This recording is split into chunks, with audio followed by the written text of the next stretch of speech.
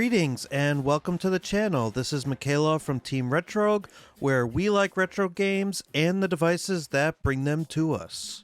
So today we are looking at a cloud gaming Android handheld called the Abxylute One. And this handheld may quite possibly be the cheapest streaming handheld option available that can do more than just PlayStation 5. And even though this is a streaming focused handheld, we are also going to get into the weeds a little bit, and we're going to try some emulation and some Android gaming as well. And we're really going to see what makes this bad boy tick and whether or not this handheld is worth your hard-earned dollar bucks. So let's dive in and let's get to work.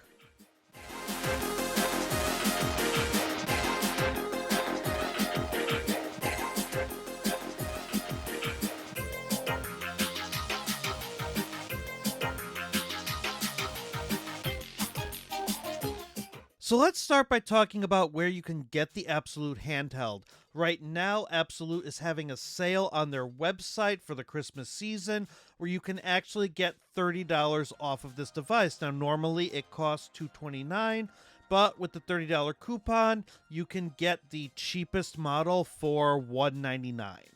Now, Abxylute sent me this unit for review, and in doing so, they also provided me a discount code that I can share with you. So if you actually use the code TEAM10, you can get $10 off of that additional $30, and that brings the price with shipping up to $207.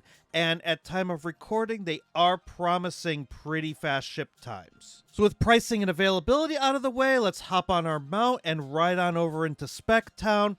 Now, the CPU is a bunch of letters and numbers, and I'm not sure where this CPU falls on the spectrum of CPU-ness, but we're actually going to see what it's capable of a little bit later in the video. You have 32 or 64 gigabytes of onboard storage with a micro SD card slot to expand that storage. Now, this handheld does come with a 7-inch 1080p screen. It is a 16:9 screen with a 60 Hz refresh rate. It is OCA laminated, and it is also a touchscreen. These specs also brag Hall sensor triggers and joysticks, and this is a unique handheld in the sense that it's the first one I've ever reviewed that actually has LED face buttons as opposed to LEDs around the joysticks. There is gyro support, a 5200 milliamp hour battery, Wi-Fi, Bluetooth, USB-C, a 3.5 millimeter headphone jack, and we're running Android 12. Now let's go ahead and get into the unboxing. Now this unit was sent to me by Abxylute for the purposes of this review. However, as you know, all opinions are my own. No money changed hands, and they are not seeing this video before it goes live. And so after navigating through all the plastic wrap and the bubble wrap and all the stuff that typically comes with unboxing one of these handhelds, we get a cardboard box that says Abxylute on it. And they also sent me some Skull & Co. Switch OLED and Switch Lite thumb grips to go on top of the Switch-style joysticks that come with this unit. And that's going to come into play a little bit later because you actually need those in order to really use the joysticks to their full potential. But for now, let's go ahead and open this up and see what's inside the box. And one of the nice things is that they did actually send a case. And the case is form-fitting to the Abxylute. They also sent a USB-C cable, so you'll get both a case and a USB-C cable in the box. Now, the unit ships inside of the carrying case, so let's go ahead and open this up and take a look at the unit for the first time. And first impressions, I'm not really a fan of the blue Joy-Con. It just seems really out of place. But I do like the material that the case is made out of. It seems like it is going to protect the unit in a backpack. So let's go ahead and put that to the side. And right off the bat, second impression is, why are they saying not to use a USB-C to USB-C cable only to use the provided charge cable. That actually does give me a little bit of concern here. However, that said, I've been using my Steam Deck charger and haven't really had any issues. So let's go ahead and tour the device here, and we're going to start with the triggers and the shoulder buttons. And they seem to feel okay, but I find it a little bit weird that when I hit the trigger, the shoulder button moves a little bit as well. On the top, we have volume controls as well as a power button. And then on the right, you're going to see you still have that same movement of the bumper when you go to move the trigger. It wasn't a deal breaker for me, but that might be something that you are concerned with down the line. On the bottom, you have USB-C, 3.5mm, as well as an SD card slot. And then on the back, you could see the ergonomic grip that they attempted to make here, as well as the Abxylute logo. Now let's go ahead and take a look at the D-pad, and it's an okay D-pad. Feels like a rubber membrane connection. It's not the best D-pad I've ever used, though. In fact, I can't really explain what it is. It just doesn't feel as responsive as other D-pads for other devices. Face buttons seem to be okay, and the same thing with the joysticks. They are Hall effect joysticks, but again, they are Joy-Con style, so they're going to feel like a Switch Joy-Con. Now, there is good and bad to having a Switch Joy-Con style joystick, and the bad would be that you have to use thumb grips in order to actually properly use these, or at least get the best feel out of them. So thankfully, Abxylute did send me some, because I found that these concave grips were the best fit for this device overall. And so these are the grips that I'm going to be using for the remainder of this video, but I would be remiss if I didn't mention the fact that because these are Switch-style joysticks, you can fit stubs nubs on them. So here is just an example of the Rosebud version of stubs nubs, just so you can see that it does fit on this unit. And I did do a review on those joystick caps. I will leave a link in the description. And so now let's go ahead and turn the device on and see what we are working with the Android 12 operating system. And one of the first things of note here is an app called Abxylute Essentials. And what that's going to do is it's going to take you to a bunch of shortcuts of what some of the recommended apps to install for this device are, and they all pretty much are all cloud apps and streaming apps. Now the weird thing is it doesn't download the app itself, it just takes you to the Play Store. So really the only thing this app is a link to another app store, and it's just kind of a, here are some things that you need on this device. I just found it a little weird that you couldn't just preload these on or already keep them on the device, but it is what it is. Now, the Android skin on this device is actually very similar to the one used on the G Cloud, which means that when you're in this state, you're not going to have access to a quick menu, and everything is just navigated through these specific tiles. And it makes me wonder what this front end is, because this is the second handheld that has had a front end like this. And it's very simple. You just go into an app and it'll work as intended. But this device has no multitasking, nor is there any way to access multitasking. In fact, if you go to open a different app, it'll force close the last app that you used. And that actually causes a lot of trouble. For example, I have a password manager, and I can't copy and paste my passwords between apps. And so your notifications are going to be handled through the Messages tab here at the top. The album button just takes you into Google Photos. I'm guessing this is where you would keep your screenshots. And then everything else is managed through the Settings app. So you can access your Wi-Fi, your Bluetooth, airplane mode, your wallpaper, and you do have like 5 different wallpapers you could choose from. I just kind of picked this bright blue one. And you can also adjust your LED lights for the face buttons, and that's kind of just limited to turning it on or off and picking from a palette of about 12 colors.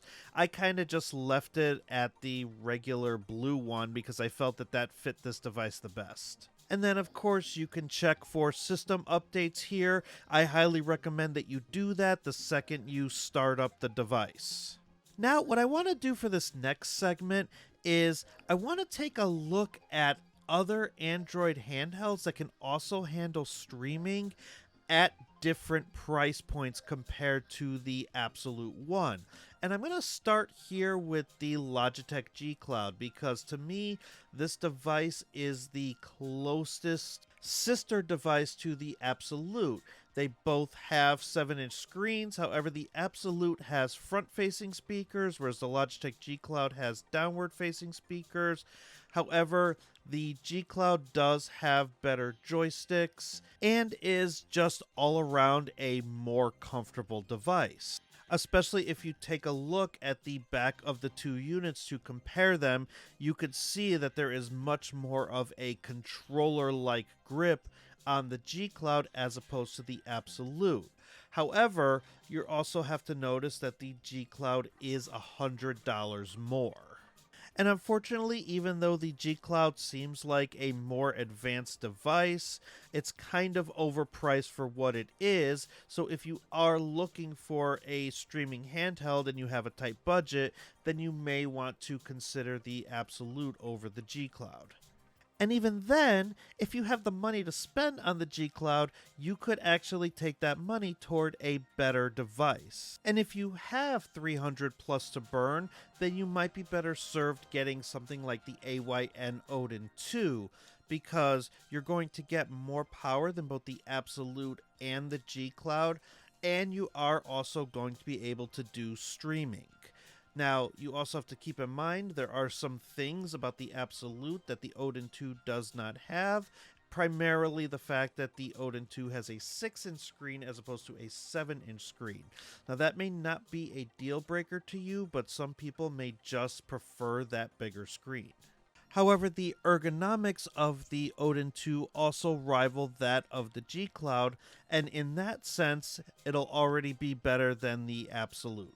So again, if you are looking for a budget streaming device and you only have so much to pay, then yeah, the Abxylute does seem like an attractive prospect. But if you're looking for a little bit more raw power and you have more money to spend, then the Odin 2 is probably more what you're looking for. But now let's consider one more device that is actually in the exact same price point as the Abxylute, and that is the PlayStation Portal. Now, you can get these for $199 if you could find them in stock. And the PlayStation Portal is a very niche product in the fact that you can only use it to remote play PS5. That is what its purpose is, and that's the only reason that you would want to buy one. So, if you are a PlayStation diehard fan and all you want to do is stream PS5 and you don't want to go through any of the configuring, then the Portal might be a better fit. However, if you want to do more like Game Pass and other streaming services, then you might be more drawn toward the Abxylute. And so because we focus on emulation here at Team Retrogue, I did want to see how this device would function as an emulation device. So I did load up Daigisho and I did change the front end with a quick Thanos snap.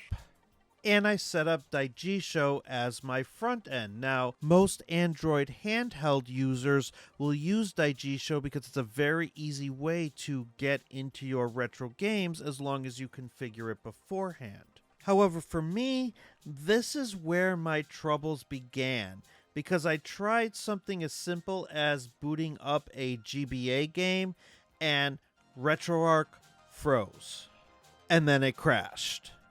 And so I tried to figure out what was going on, and even under Daigisho, there is no way to access a quick menu, which every other Android device I use has a quick menu of some form that you can access by swiping down, and I just can't do it on this device.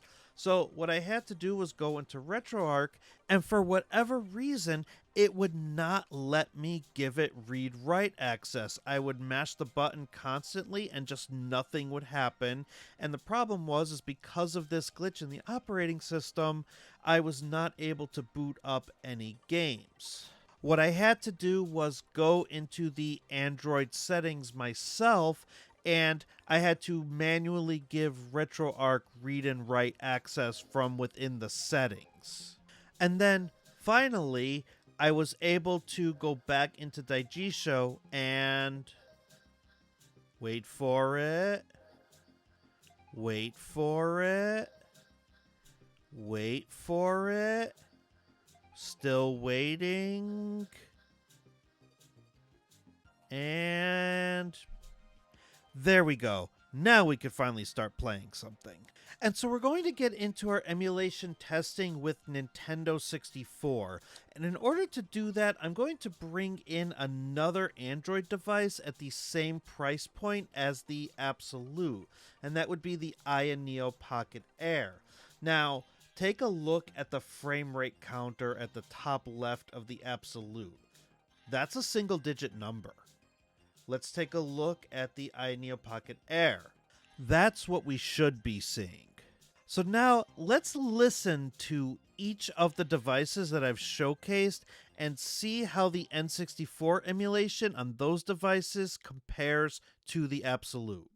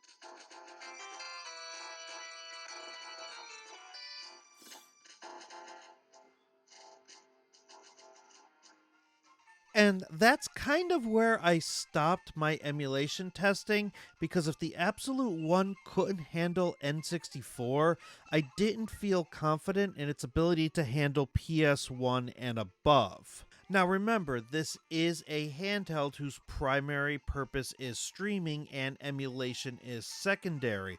So the purpose of this was not necessarily to poop on Abxylute, but to show that if you are interested in a handheld for emulation, then there might be better fits out there. However, again, if you're on a budget and you're looking for something that is just for streaming, but you want to do some lower end emulation like NES, Game Boy Color, then this might be a decent fit. Just keep in mind, you're not getting past 8 and 16-bit systems with this device. And so let's shift gears to what this device is actually good at, and that is streaming. Now, your mileage is also going to vary depending on which app you use. So I have a trial of an app here called Boosteroid, which is supposed to let you access your Steam games in the cloud. And unfortunately, this app, for being a monthly subscription-based app, was kind of a bust. I tried to boot into The Witcher 3, I had to sign in with my Steam account, I had to close up my friends list, I had to accept an ELUA, I had to go into Steam Big Picture mode. I had to close off of an ad. I had to hit some more buttons. I had to hit resume. I had to hit continue. I had to hit play. And then, let's see. Okay, we're in. Let's play some Witcher. Now, wait a minute. I'm looking around. The brightness is a little bit too low. Let me try to turn up the brightness. Oh, wait. I don't have access to quick settings. All right, let's close out. Let's go back into the handheld mode. Let's go into our settings. Let's turn up the brightness. Okay, I could see now. So let's go ahead and get back into Boosteroid and see if we can't play some Witcher. Let's just go ahead and launch it from here. Sure, let's go ahead and force close IG show. Let's get back into the app. Wait, what's this? Meh? Did you just say meh? Okay, here we go. Sign into our Steam account. Go into Big Picture. Go into Witcher. Go ahead and hit play. And hit play. And what's happening? Okay, I can hear the game. I can't seem to access the game. I'm just looking at a rotating Steam logo here. Yeah, oh, okay. So yeah, Boosteroid, complete bust, exacerbated by the Abxylute's underlying problems of no quick settings. However, the more well-known apps that already are known to work on other handhelds do still work here. For example, Xbox Game Pass seems to work just fine. I can go ahead and boot into a cloud session. I could play some Yakuza 0, pick up where I left off when I last played it on my Xbox, and there's no problem here. When you actually get streaming apps that work, the Abxylute One shines just fine. By far the best experience I had using the Abxylute was actually local streaming my PC games through Moonlight. Everything seemed low latency, it was responsive, and as long as I stayed on my home network, it felt like I was actually playing it on the device itself as opposed to streaming it. And I got the same results when streaming from my PS5 using PS Play. As long as I was streaming from a device on my local network, everything seemed to work just fine. So, Game Pass plus local streaming is really where this device is going to shine. And anything else you can get working is going to be a bonus. Now, I did try a little bit of Android gaming on the Abxylute One, and what I did try seemed to work just fine. The Netflix version of Teenage Mutant Ninja Turtles Shredder's Revenge seems to be working with no issues. There may have been a frame rate dip every now and again, but it was so negligible I wasn't sure if I was actually seeing it or not. You're probably not going to rock something like Genshin Impact, but for smaller, easier to handle games, 2D games and the like, I think you're going to be okay. And there is a pretty good catalog of Android games with controller support, such as Dead Cells here. So it might be worth keeping a couple of these on your device in case you're not in an area where you can access Wi-Fi or you can stream, and that way you'll still have a small library of games at your disposal. Alright, we've covered quite a bit here, so let's start to wrap things up with my final thoughts. I do like the LEDs on the face buttons. I feel like they're just the right amount of illumination for if you're in a dark or a pseudo-dark environment to where you can actually see and navigate to them. The device is lightweight, it's not pocketable, but it will fit in a book bag, and it does have a nice 7-inch screen, which I feel like is kind of a sweet spot if you are going to stream locally or through the cloud. And you do have that flexibility of Android, so you can load up emulators. They may not necessarily do what you want them to, but you do have the option of trying. And not many devices at this price point come with front-facing speakers, so I'm glad to see it included here. Now let's move on to some of the negatives. Emulation on this is very poor. That's not what this device was designed for, but I was hoping to squeeze a little bit more emulation than I was able to get out of this device. I don't like that there's no pull-down quick menu or multitasking options, and that makes this operating system very slow and buggy, and random glitches like permissions notifications are just hard to figure out in this specific handheld. I'm not a fan of the Joy-Con style sticks, and I'm really not a fan of the fact that I had to put joystick caps on them for them to feel better. And at the $200 price point here at the end of 2023, there are better options as far as Android handhelds, which makes this device kind of a hard sell unless you're really hard up for money and want a streaming handheld. But if you're willing to deal with a smaller screen, or you have a little bit more money to spend, you can potentially find something that's going to have a little bit more future proofing. But ultimately, if you are looking for something around the $200 price point with a 7-inch screen that can handle streaming and can handle streaming very decently, then yeah, it is a budget-conscious device that will stream some games and give you some light emulation on top of it. But if it's power you're looking for, then I'm sad to say that this device is probably not going to fill what you want it to fill. So let me know what you think in the comments below. Is this a good streaming device? Have you used it? Or are you looking for other options? Is there another device that you like? Or is this absolutely the one for you? And please feel free to continue the conversation in the Steam Machine and the Retro Handhelds Discords, where you can find me hanging out in between videos. But that'll do it for this video. Thank you so much for watching, and if this was helpful to you in any way, please be sure to like and subscribe.